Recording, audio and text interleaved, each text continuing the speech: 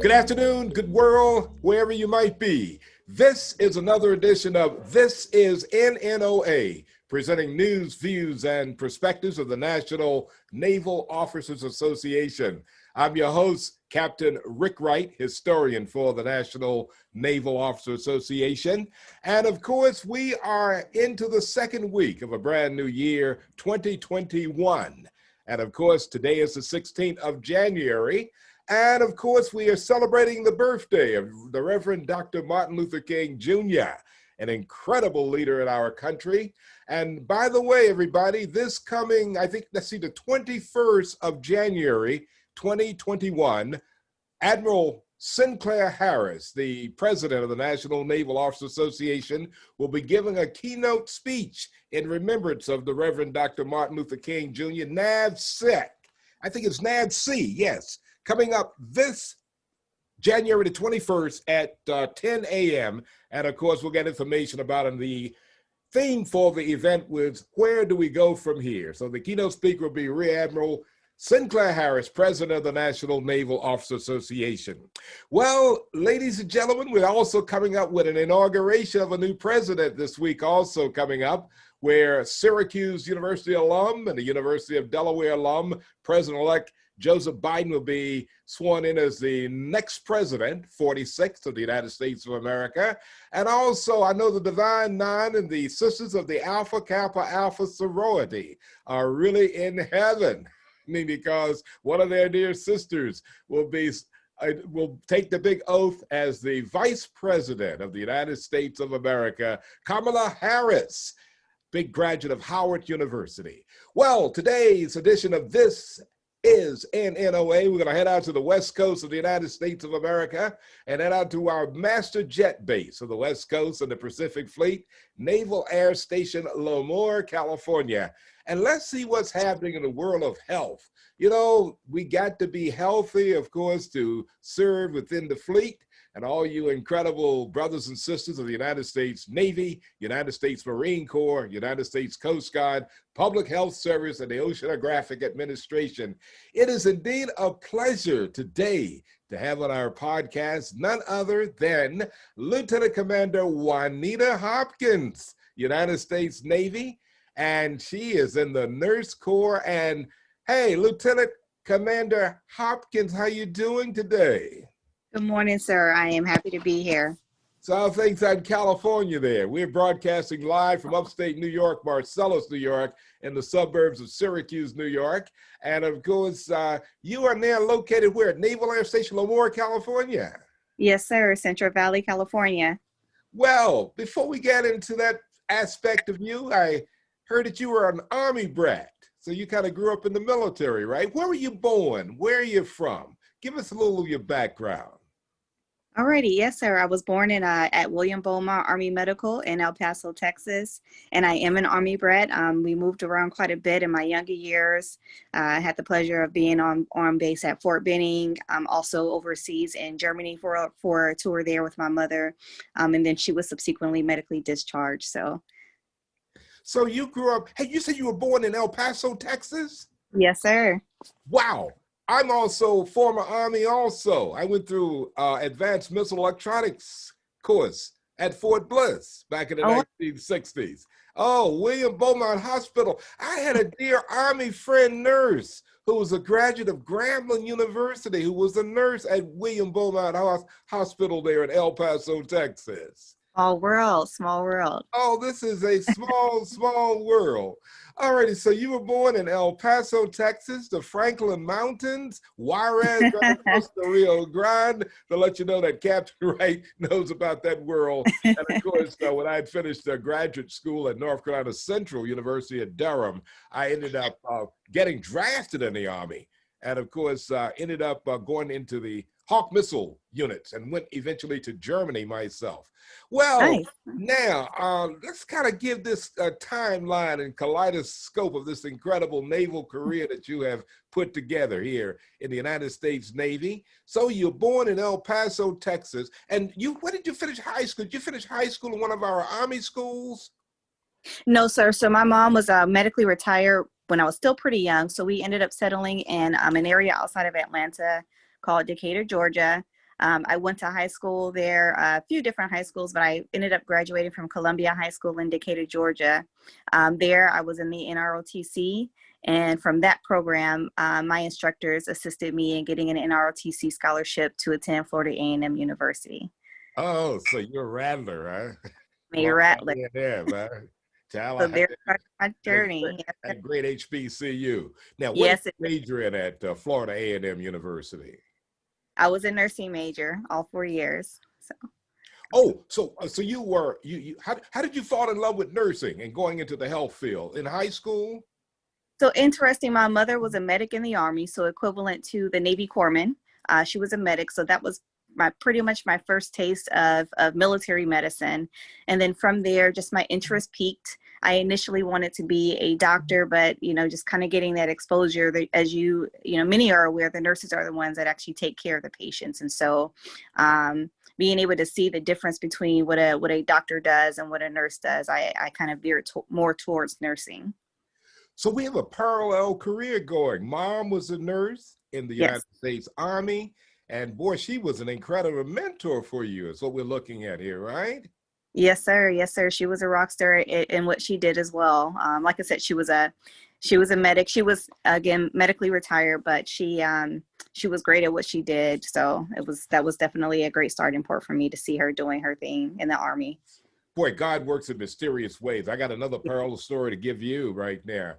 My aunt, my father's sister, Captain Edna Virginia Wright, she's a graduate of Elizabeth City State University. Then she went to the Medical College of Virginia, St. Philip's School, graduated in 1941, right when World War II was starting. And my aunt, Captain Edna Virginia Wright, Few, was one of the first African-American Army nurses in the Army Wow. Nurse Corps. Yeah. Wow. And of course, she went in, and of course, as a kid growing up, she was always telling, in fact, after she finished St. Philip's, got her commission as a second lieutenant in the Army, she only spent all of her duty was at one station. In fact, they didn't really know what to do with the African-American nurses in 1941, the beginning of World War II. And she spent her whole tour at Fort Bragg at Fayetteville, North Carolina. So a little parallelization for you. And wow, as I learned your history, this is absolutely fascinating. Now, while you were, tell us about that Florida A&M nursing experience and also being a member of the Florida A&M University Naval ROTC program. Yes, sir. FAMU, in my opinion, has one of the best nursing schools, very, very, very rigorous and good program. So being a student there as an ROTC member and trying to juggle your nursing requirements was difficult, but we had a lot of resources at our hands. As an ROTC member, we had to wear a uniform twice a week. We had to do PT in the mornings, and then you had to transition over to your nursing classes. And sometimes your classes weren't over until 7 or 8 o'clock at night. So lots and lots of long days, and struggling to stay awake in class and cramming tests. Hey, did you have a chance to check out the a little bit of the social activity, like those big Florida A&M games in football and that marching band that hits the field at halftime? You get a chance to see at least a little bit of that while you were at Florida A&M University. Oh, yes, sir. The set, I'm sure you've heard of that. Many activities going on the set. Definitely classics, the Atlanta Classic, the Orlando Classic, and definitely homecoming is always a big to-do. Boy, an HBCU is a real place to be. Are you a member Yes. of sorority, or you were too busy with the Navy? No, sir, but I am an Eastern Star. Oh, Eastern Star. Outstanding. Yes. Now, I had in fact, a great president of the National Naval Officers Association was Captain Leon Gilchrist, who was CO at one time of the Naval NROTC program at Florida A&M University. It was a long, I think it was before you were born, but he was a very dear friend, and we worked together on the NNOA board back in the 1980s. And of course, he has a grandson, Lieutenant J. Gilchrist, who's now flying the P-8 Poseidon jets up in I think he's up in Washington. I got to find him. He's going to be on This Is NNOA, an up and coming edition in a few weeks from now. Now, all right, let's get into this Navy career. Now, when you get your baccalaureate degree from Florida A&M University, you get commissioned through the Naval NROTC program. You're majored in nursing and the medical field. What happens next? Yes, sir. So, of course, you have to pass the NCLEX, but my first duty station was at Naval Medical Center, San Diego, also known as Balboa. So, definitely, I remember walking in, just looking around and feeling just in awe. One of the things you'll hear in the nursing community is bloom where you're planted. So going into there, you know, just trying to, one, become a naval officer because you have a lot to learn, and then of course get your craft as a nurse fine-tuned. So I started out my career at Balboa. I went to mental health on the inpatient, and then I subsequently went to the outpatient portion. So nothing, you know, glorious or anything like that, but started out there in mental health. But you are a brand new ensign in the United States Navy, Nurse Corps, and of course, Yes. my God, your first duty station, San Diego, California. So you head out from Florida and take that trip all the way across the United States of America to Lindbergh Field, and you find them at Belvoir. That's one of the Navy's top naval hospitals too. Now, you said you were in the area of mental health. What is your area of specialty right now, Commander Hopkins? Yes, sir. I actually specialized in mental health at that time. Right now, I am a certified nurse executive. So just having the way that my career has taken, I've done a lot of administrative roles. So currently, I am the director for healthcare business. Okay, and that Lemoore. Well, let's get back down to San Diego. So how many, when you spent a 2-year tour at San Diego at Balboa Naval Hospital? I was there for 4.5 years at San Diego. Wow, we talking about a recruiting shot this afternoon to all you wonderful young ladies and young men who want to be in the nurse and the medical health field, the United States Navy. Look what happens.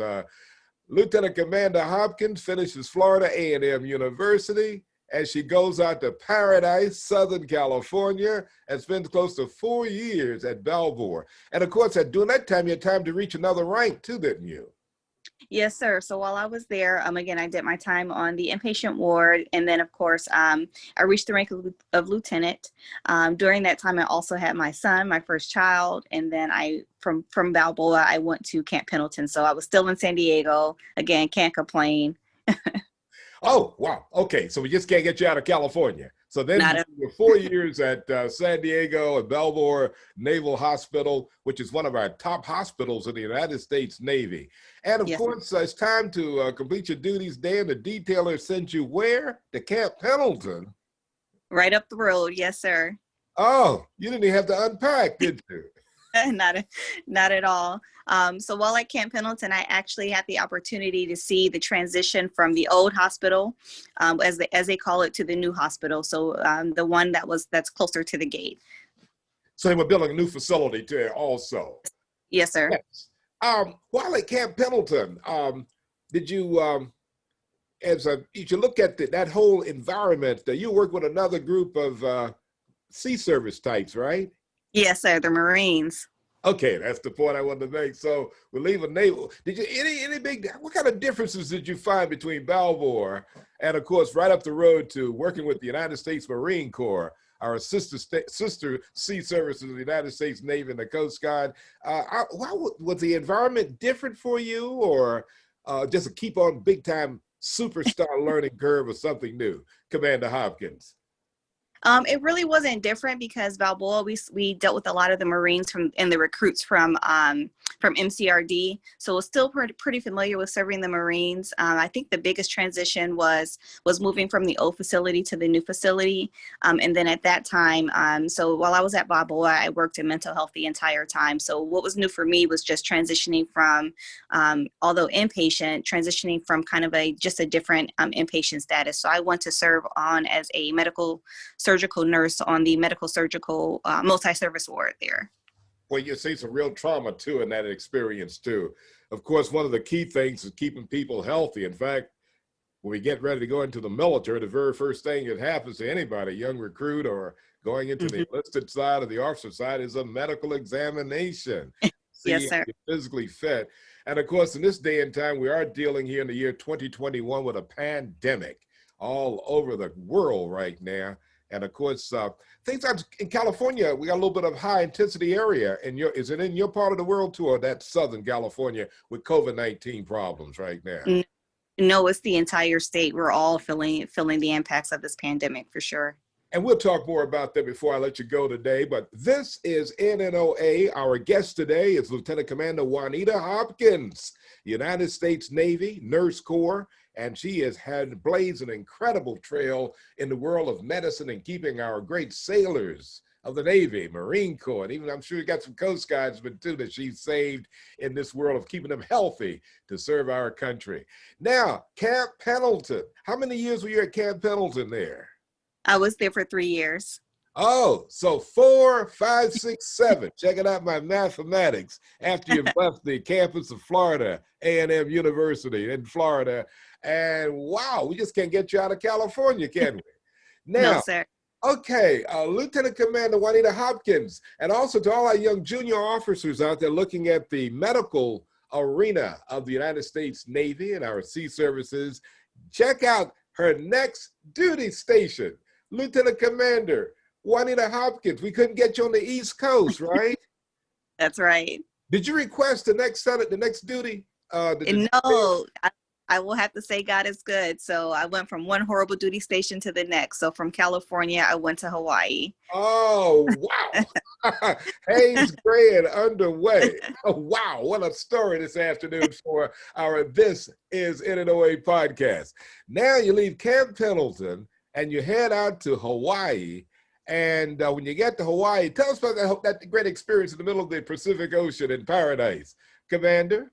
Yes, sir. That was actually a really great experience. So we had the opportunity on the island. You have all of the services: Coast Guard, Army, Marine Corps, Navy, and Air Force. So that was a great experience, and just kind of be able to dip my toe in kind of the joint medical services area. While I personally didn't get to do a lot of work with the other sister services, one thing that you get exposed to are the big fleet exercises such as RIMPAC. I mean, those are things that not everyone gets an opportunity to be exposed to or experience in their career. So I really, really enjoyed my time in Hawaii and had a lot of great opportunities there. You had a lot of great opportunities, huh? Hey, yes, let me. Okay, I'm checking in from. In fact, our production today is produced and directed by Roosevelt Reuben Wright III, and we are again broadcasting from Marcellus, New York, in the suburbs of Syracuse on the 16th of January, the year 2021. And I'm bringing that kind of a story on the table because we got snow on the ground here in upstate New York, Commander Hopkins, and you're talking about Hawaii. Now, look, okay, now let me check this out now. Okay, I'm flying from upstate New York and I land in Hawaii. When I get off the plane, what was the temperature? What can I expect this afternoon if I were showing up in Hawaii?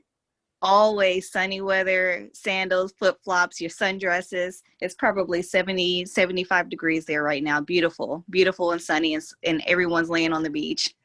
Oh, now, what was a typical day like for you in Hawaii, at the hospital there in sunny paradise? Are you like 24 hours a day, 7 days a week on call, or what time did you get up? Give us a little feel of the duty station operational timeline in Yes, Hawaii. sir.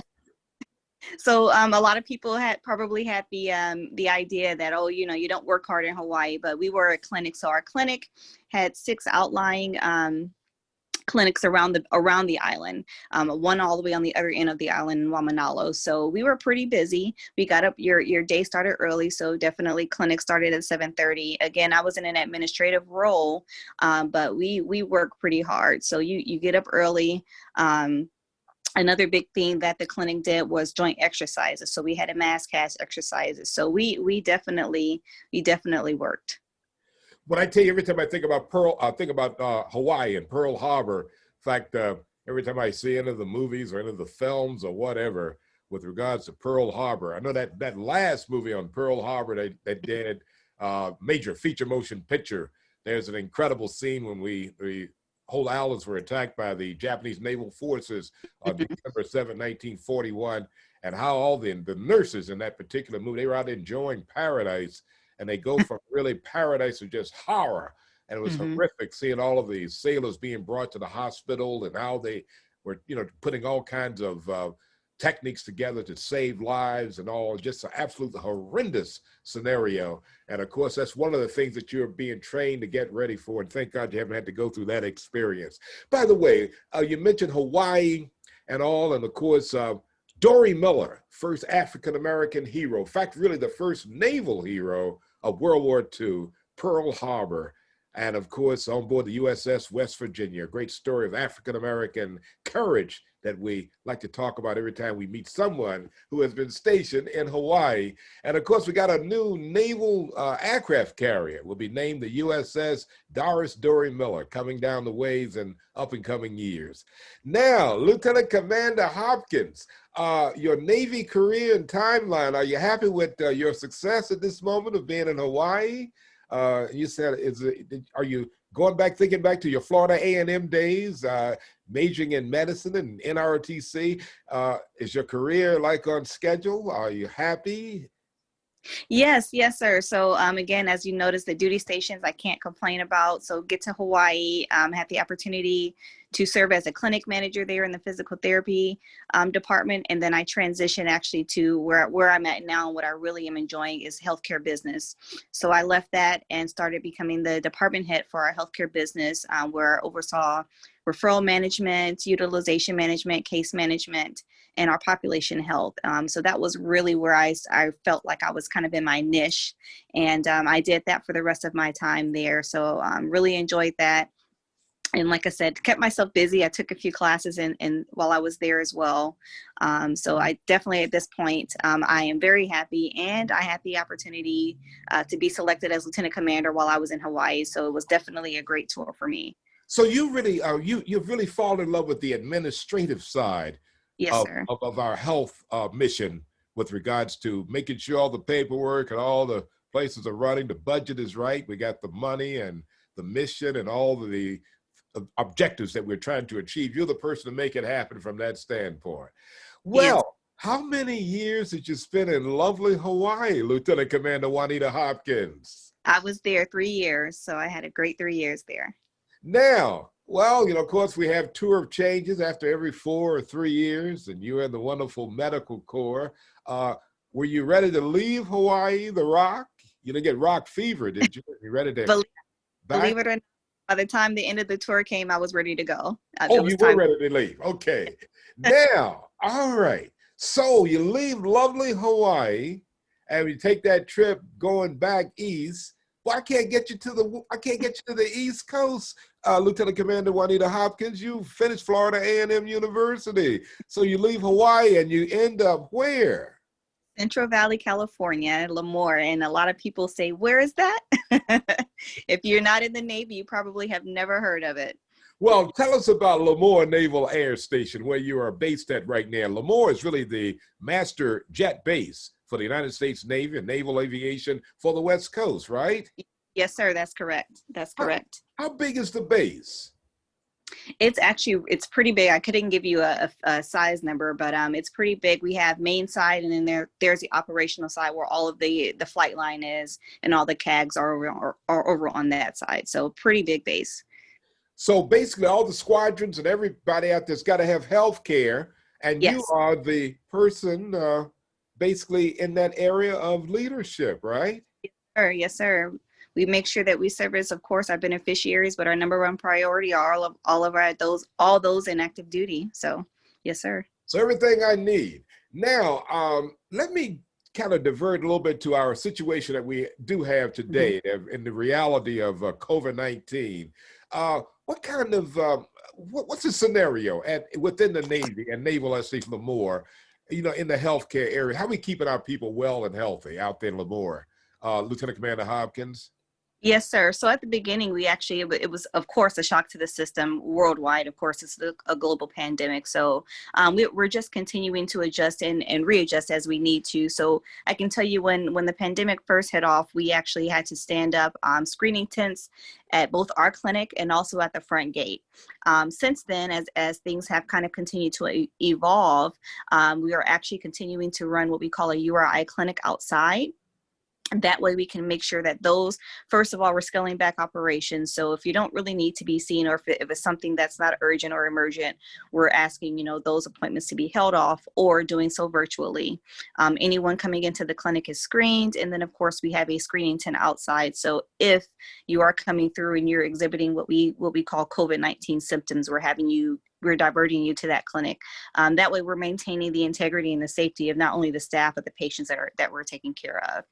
Also, of course, like you said, we're trained to be ready to respond. And so a lot of our staff, as a matter of fact, we just received some information that taskers may coming down the line. You know, I was one of them that were put on standby for several months to respond to the pandemic and provide support to the EMFs. So we are definitely burning and turning. We are busy. Well, you're really busy. I mean, this is a real incredible scenario with the COVID-19 pandemic. In fact, a year ago this time, we only had 5 cases here in the United States of America. But with our great leadership and your leadership, we're going to get this thing solved and keep everybody healthy and get our country on target here. Now, Lieutenant Commander Juanita Hopkins. By the way, Lieutenant Commander Juanita Hopkins, you got a famous name. Yes, sir. Your name is famous. And in fact, for all the folk, Tulsa, Oklahoma, an incredible sister, educator, and journalist named Juanita Hopkins was one of the leaders in desegregation techniques and to getting things segregated in the African-American ancestry in that city called Tulsa, Oklahoma, where back in the 1920s, they bombed the whole town and our people just had a horrific scenario to happen to us there in Tulsa, Oklahoma. And when I saw your name, I said, my God, I wonder, is Lieutenant Commander Juanita Hopkins named after Juanita Hopkins of Tulsa, Oklahoma? But I just love that name, and it's fantastic having you this afternoon on This is NNOA. Now, Lieutenant Commander Juanita Hopkins, what does the National Naval Officers Association, what does that mean to you? It was one of the first times in my career actually where I was exposed to a lot of other officers that look like me, both as far as seeing other officers of color, but also all the other female officers paving ways, as you said, and just being below trailblazers in their respective fields. I'll never forget the NNOA conference I attended in 2010. It really just opened my eyes to what more the military had to offer and made me more passionate as well about making sure that as I climb the ranks, I'm helping to develop other officers such as myself. So NNOA is a tremendous organization, and I'm really blessed to have it a part of my life and continue to be a part of it. I love NNOA. Well, I tell you, I've enjoyed in all the NNOA conferences and working with NNOA and also having a chance to meet all of the members of the medical community. In fact, I had Captain Isan O. Simon. He's with the Public Health Service. He's head of the whole medical director of the United States Coast Guard Academy on a previous edition of NNOA. This is NNOA. And of course, many more people from the medical community will be coming up also in future NNOA podcast episodes. Now, Commander, you got any shout outs this afternoon? You want to shout out to the fleet this afternoon, or? Yes, sir. Lieutenant Commander Nicole Cuthbertson, Captain Jessica Beer, Captain Tracy Isaac. Okay, alrighty, fantastic. Now, Lieutenant Commander Juanita Hopkins, Naval Air Station Lemoore, California, our incredible sister who's providing medical leadership for one of our major naval bases. Now, how long you been at Lemoore there? Is it time to is it time for another adventure? Can we get yes. Can we get you to the East Coast yet? Is that in your timeline plannings, Lieutenant Commander Hopkins? It looks like I'm still stuck in Cali for another few years at least. I just received the opportunity to attend DUIN, so I'll be heading from here right around May or June timeframe to go to Monterey at the Naval Postgraduate School. Oh, so there's time to work on the master's degree. Are you going to do a master's or a PhD at the Naval Postgraduate School, Lieutenant Commander Hopkins? It's a master's. I'm going for the manpower program. Oh, the manpower program. Okay, and get your master's degree. Okay, hey, this career of yours is fantastic. I know when I first am looking at the list and having all my different wonderful guests on This is NNOA, our weekly podcast of news, views, and perspectives of what's happening in the fleet, I said, wow, this is an incredible story. She spent all of her time in beautiful areas of paradise. Lieutenant Commander Juanita Hopkins, before I let you go this afternoon on this wonderful day in January as we celebrate the birthday of the Reverend Dr. Martin Luther King Jr., To some young sister or brother who's in high school today, who's looking at a career in the world of medicine and coming into the fleet or getting ready to go to college or looking for a scholarship in our NROTC programs, what kind of message do you have of encouragement can you give them this afternoon? I would tell them if it's something they want, go for it. Don't let anything or anyone stand in their way and tell them that they can't do it. There is always a way. And it doesn't matter what your background is. I come from a single parent home and didn't have a college fund. And, there is always a way and there's always opportunities. So continue to seek out those opportunities and utilize those mentors. Well, Lieutenant Commander Juanita Hopkins, our big head medical leadership of wonderful opportunities at the Naval Air Station Lemoore, California, has been our guest today on this edition of This is NNOA.